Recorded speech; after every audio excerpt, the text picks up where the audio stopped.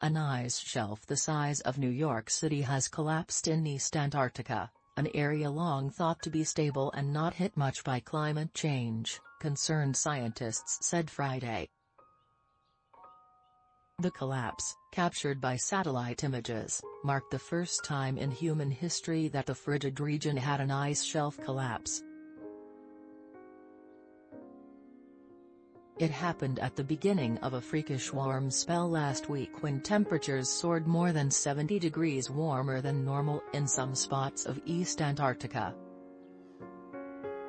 Satellite photos show the area had been shrinking rapidly the last couple of years, and now scientists say they wonder if they have been overestimating East Antarctica's stability and resistance to global warming that has been melting ice rapidly on the smaller western side and the vulnerable peninsula.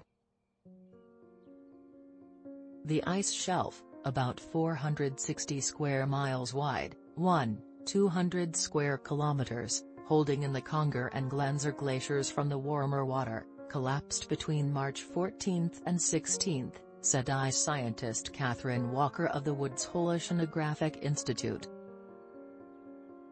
She said scientists have never seen this happen in this part of the continent and that makes it worrisome.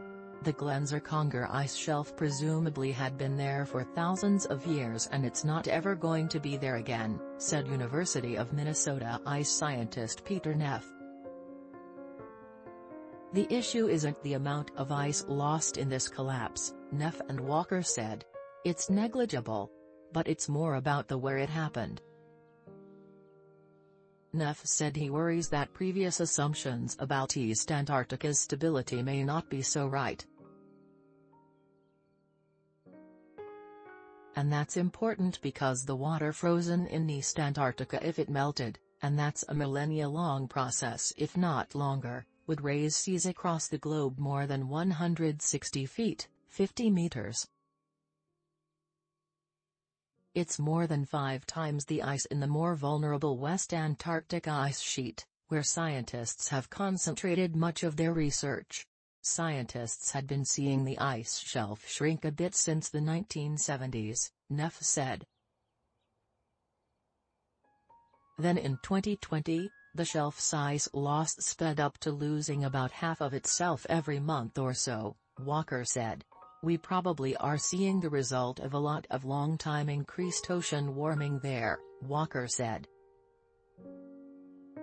It's just been melting and melting.